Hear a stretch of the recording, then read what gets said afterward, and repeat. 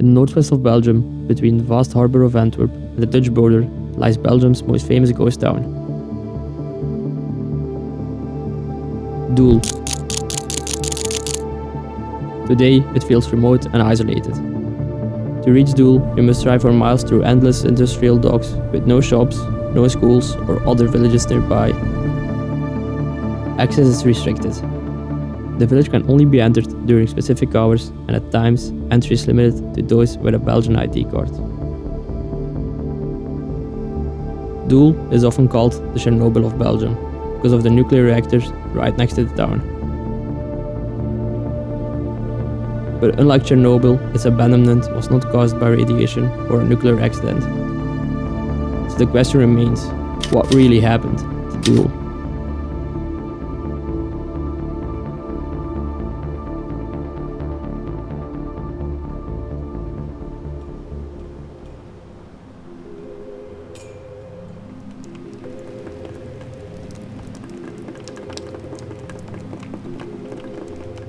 Doel was first mentioned in the 13th century, and in the 17th century it was reshaped into a fortress village along the river the Schelde. Unlike most European villages with winding lanes, its streets were built in a strict chessboard pattern. A unique design that gives Doel cultural and historical value to this day. In the 19th century, the village reached its peak with around 2,400 inhabitants. Surrounded by fertile polders and small farming communities, Doel was once part of a lively region.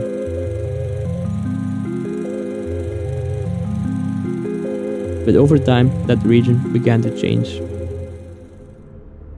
In the 20th century, the port of Antwerp, today the second largest harbour in Europe and among the largest in the world, expanded rapidly, swallowing the surrounding countryside. One by one, the historic polder villages along the Schelde were erased to make way for industry. Oosterweel disappeared in 1958, with only its church preserved. In 1965, Oordenen was demolished and replaced by a General Motors factory, which itself no longer exists today. Wilmarsdonk was wiped off the map, leaving nothing but the Gothic Tower of St. Lawrence as a lonely reminder. Lilo was reduced to a fragment of its former self, now just a hamlet around the old fort, and Kruisweg vanished completely, buried under the canal dock. In total, more than 5,000 residents were displaced and entire communities were dissolved. Doel was destined for the same fate. In the 1960s, plans for the expansion of the port of Antwerp reached Doel. In 1968, a strict building ban froze the village. No new houses, no renovations, no future. And at the same time, construction began on a nuclear power plant barely 1 kilometer from the town. Its 4 massive reactors would soon dominate the Doel skyline. In the 70s, politicians sent mixed signals. Some promised that Doel would remain, calling it a village of cultural and historic value. But uncertainty had already taken its toll on the 1,300 inhabitants. Families began to leave, houses stood empty, and decay slowly crept in. By the 1990s, new container docks were planned nearby, once again threatening the village. Residents were encouraged to sell their houses to the authorities. Many accepted, but under one unusual condition.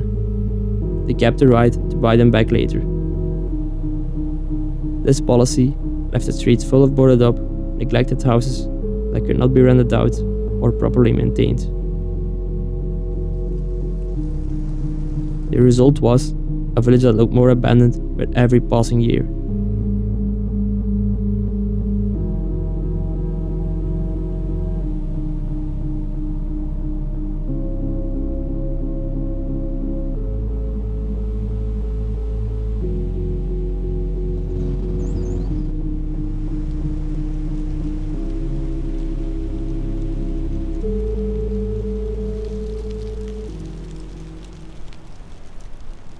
As families moved away, Doel's atmosphere shifted. By the mid-2000s, squatters occupied empty houses. Dutch ravers organized illegal parties, and vandals damaged houses and properties. At the same time, graffiti artists and photographers discovered the town.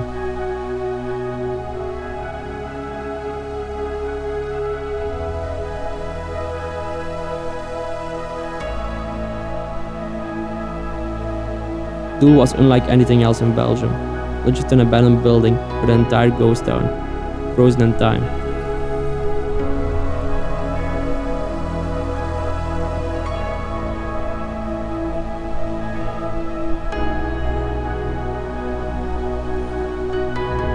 It quickly turned into one of Europe's most famous Urbex locations, attracting urban explorers from all over the world, including my friends from TFIL, who I visited Doel with on my very first trip here.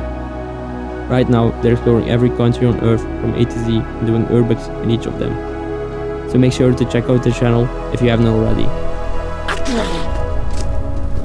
He's not even paying attention to me.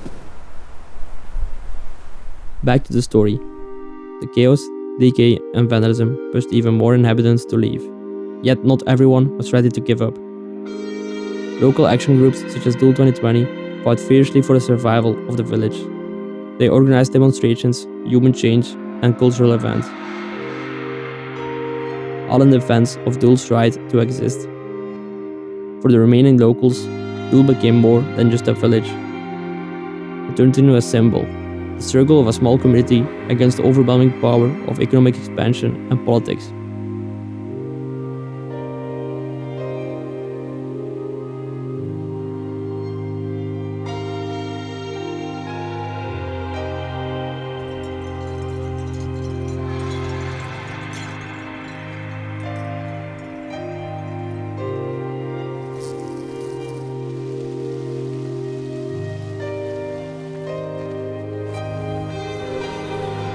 In 2022, the long struggle finally paid off.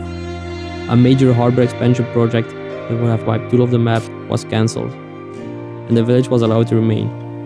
Today in 2025, with a new family having recently moved in, Doel counts nearly 30 residents.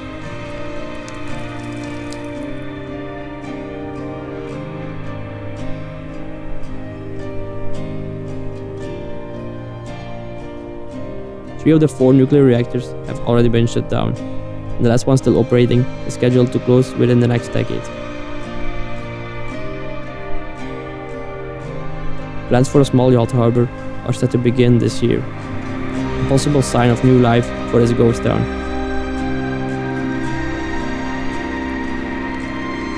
Once marked for destruction, Doel still exists.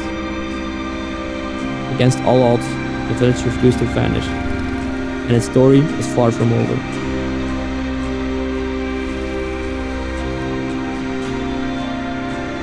Whether it remains a ghost town, is reborn, or one day disappears, no one can say for sure. For now, Doel still stands, and the future is brighter than ever.